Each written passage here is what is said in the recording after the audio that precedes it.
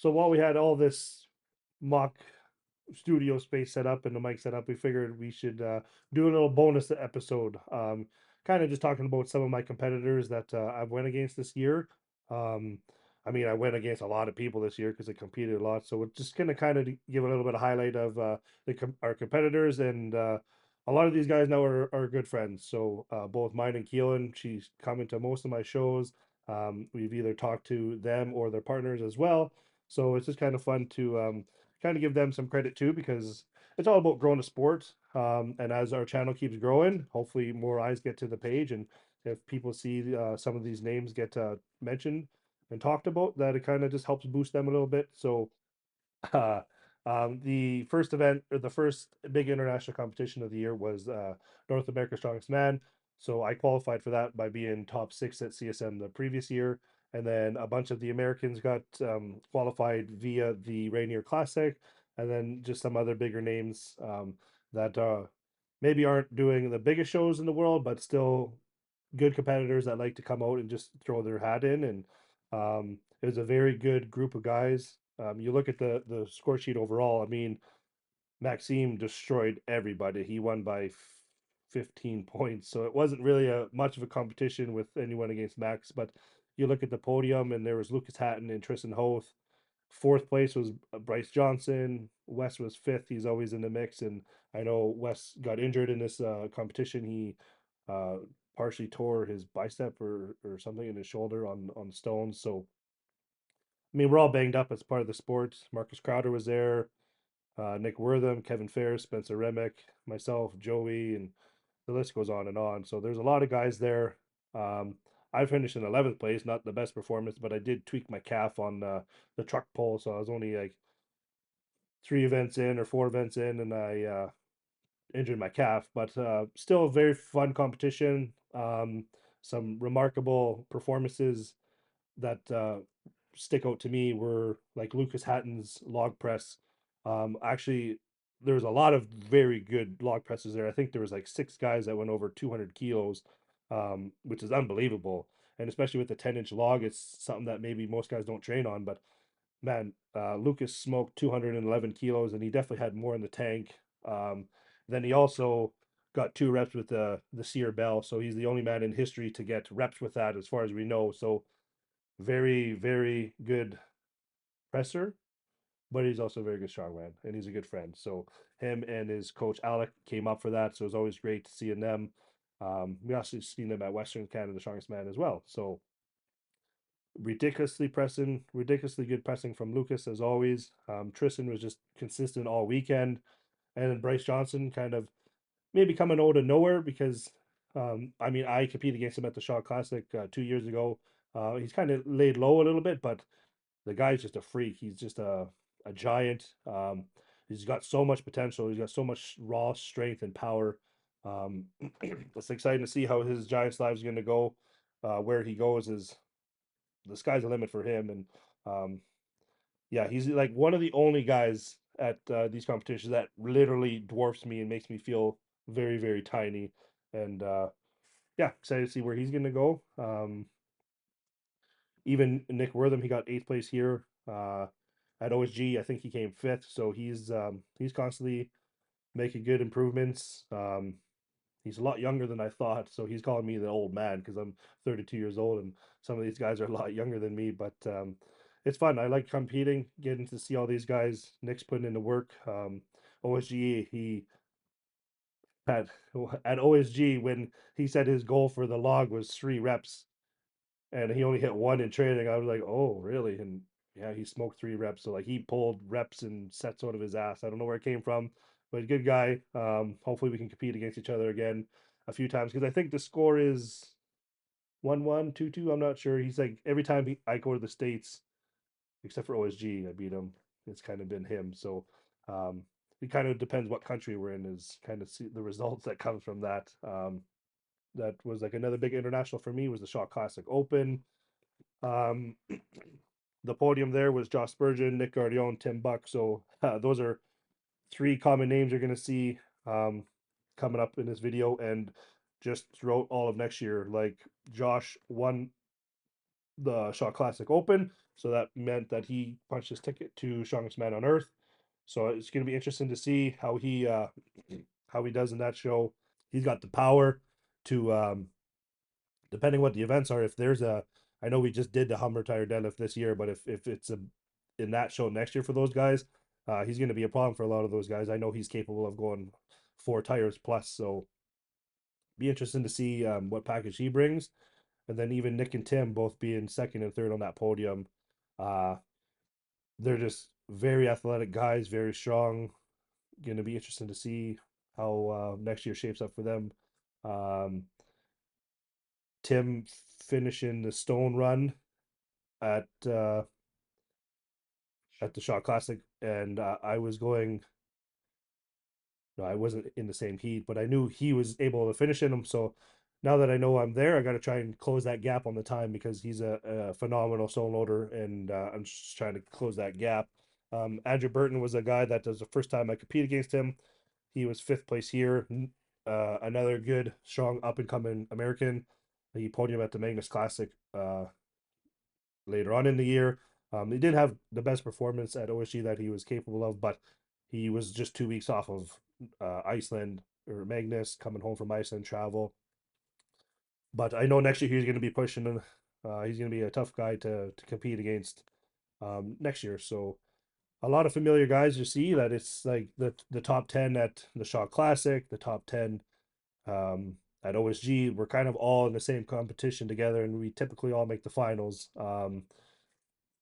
A competition that I wasn't involved in this year, but it was the Arnold Amateur. So um, Nick Gagnon won that one. Andrew Burton was second, and Josh was third. So that punched Nick's invite to the Arnold Classic, the Pro Show next year, and that's officially been announced now. So it's exciting to see how he does in that show. We don't know what the events are, but the Arnold has been the only qualifying route, the Arnold Amateur to the Arnold Classic, and recently they just made a big announcement that the Arnold Amateur is now going to be called the Arnold Pro Am. So that's a huge opportunity for all up and coming guys that are professional, where you were limited and restricted on how to get there, because if you were a pro, and it was the same in Canada. I know a lot of people are saying it was only restricting Americans, but it also is the same thing in Canada. It's just I kind of got around it by the first time I did it. The Arnold Amateur is because I won nationals. I made the finals, but I was eighth place or something. So I didn't get my Strongman Pro card. So I got invited the following year and I went back. But a week out, the promoter reached out to me and said, "Hey, like this is Arnold Amateur World Championships and you're a pro strongman in Canada." I'm like, "Well, I mean, you guys invited me." But now that's out the window. It is a pro am for anyone that's able to qualify or to make it there. And that officially gets your ticket to the Arnold Classic. So huge opportunity for the men and women. So I see guys like Jack Osborne already signed up. He's qualified. Actually, I saw the list today. It's only 15 people so far, and I've beaten majority of them. So maybe we're going to the Arnold. Maybe we'll see. We always have a fun time there, and there's only 15 guys, so we'll see. I know people are going to sign up, and the list is going to grow, but yeah, very happy or very happy. Holy fuck. I'm not competing there, but that's great news for the strongman community. That's going to be big. And then a competition that I didn't watch in person, but I was watching on the live stream was the America's Strongest Man. Um, the winner again was Lucas Hatton. It's 2 years in a row now that he's won it, but Tim Buck was second, and he made him work for it. The only reason that Tim didn't beat Lucas is that he kind of dropped the ball, so to speak, on the sandbag toss, which is an event that Tim is very, very good at, and he just made a mistake on the one bag, and it just cost him. So it was still a tight race between Lucas and Tim, and third was Kevin Ferris. Andrew Burton was fourth. So a lot of these guys are right in the mix with one another. It all comes down to the events, really. It goes to show that people that you look up to maybe, or people that are on the next level, they are beatable. You just have to have a good performance, no mistakes, and a little bit of luck, and you could potentially beat them. So you just, for me, I just got to keep putting in the work, closing the gap on my weaknesses, and I can hang with some of these guys. And yeah, they're good friends. Very exciting. American Strongest Man was cool. We got to watch it. Pretty cool, different set of events. Um, they got kind of pampered a little bit because they get to do it inside under nice bright lights and a rubber floor. We're doing it outside in the dirt on the rodeo grounds right after a rodeo. Um, so yeah, they're spoiled a little bit. I'll rub it in. Well, I mean, yeah, depending who you talk to, they call it an amateur show, but really, you look at these guys that made the top 10, you put any one of us that made the finals this year in any Giants live show, and we would hold our own. Everyone's kind of got a weakness, so it's not saying everyone's going to go there and just beat Mitchell Hooper, but we can all hang, definitely. And even talking to Darren Sadler after the show, he said if you put majority of the pro guys that are at World's Strongest Man into OSG, some of them wouldn't even make the finals. So, um, I mean, that just goes to show how competitive OSG was, and I can't stress that enough. The promoters are saying that. Even Spencer Remick, and kudos to him. He what he did took some pretty big. He had a set of balls on him because he knew coming in he would have been a heavy favorite to win it because he's won OSG before. He's podium there multiple times. He's been to World's Strongest Man. He's been to Giants Live, and he ended up eighth place this time. So he made a post or a story a couple days after OSG, and he openly admitted that if he would have brought the package that he brought the year that he won it, it wouldn't have been enough to make the top 10 here. So if someone like Spencer is saying that, it just goes to show how competitive it was. And I'll run through the top 10 because we kind of only talked about the top four. But OSG, the winner was Nick Guardian. Bryce was second place. Bryce Johnson. Tim Buck was third. I was fourth. Nick Wortham was fifth. Sixth actually was tied with Ryan Bennett from Great Britain and Josh Pataka, who's from Australia. Never met the guy before. It's the first time I met Ryan and Josh. Didn't really know much about them.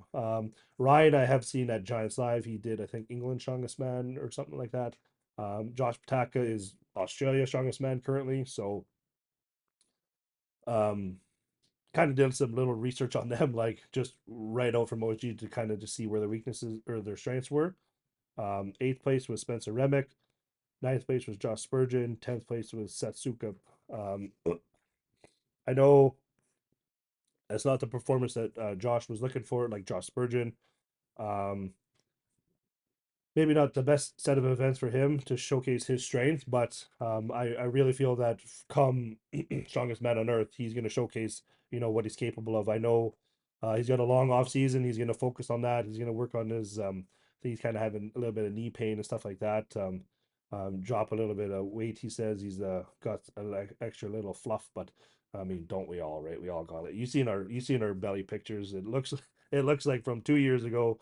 What what fluff he had, I found. So, um, yeah, I mean, he just still did good. Like, I mean, he won the deadlift, and I think he had more reps than him too. So, you put Josh Spurgeon in any show, Giants Live, whatever. I bet you he will give Mitchell Hooper a run for his money on the deadlift. Because our deadlift was heavier than what they do at Giants Live, and um,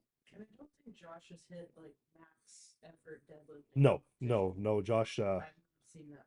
We kind of had a joke running like who's gonna hit 1,000 pound deadlift first, me or him, and like he said, he's more capable than I am, but I'm probably gonna try it first, and I tried 950 first and didn't go. So yeah, he's definitely uh, more capable of it for sure. So um, yeah, hopefully I don't know if we're gonna compete against each other next year, or if we do, where I'm not sure, but hopefully me and Josh can throw down and get a rematch there. And even Seth Sukup, that's the first time I think I've met him. Very athletic kind of guy. But he's also very good technically. His log press, he does a weird like sidestep push jerk where he's just very explosive. His deadlift came up, so um, excited to see where he can go. I think he might be doing the Arnold Pro Am next year. So His brother is also very. his and yeah, Seth's brother is a 105. I think he won OSG and I think he won the Shot Classic. He might have even won Arnold Amateur too. I'm not sure. Like those the brothers are um, very strong, very athletic guys. So that's kind of in a nutshell.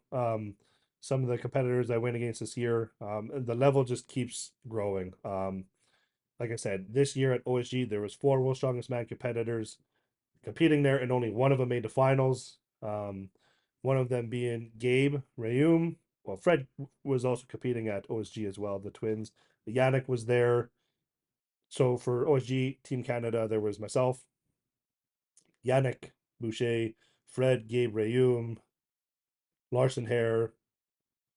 Dan Cadger was supposed to do it, but unfortunately he broke his foot like a week out doing kettlebell stuff where there wasn't even a kettlebell in the competition. So I don't know what That's the rumor. what Tyler did to probably sabotage him. I don't know, but and then Colton unfortunately missed. He had some car issues and missed his flight coming out, so he wasn't able to compete. So, hopefully those guys can, whether it's get their invite deferred or have to requalify again, but hopefully they can come there because I will be back next year, and I know Joey will be back next year. He unfortunately couldn't make it this time, dealing with some injuries. So I know there's going to be a big group of Canadians coming back next year, and hopefully we can get more Canadians in the finals because I was the only one in the finals. Last year it was myself, Joey, and Wes. So yeah, hopefully we get a bigger team.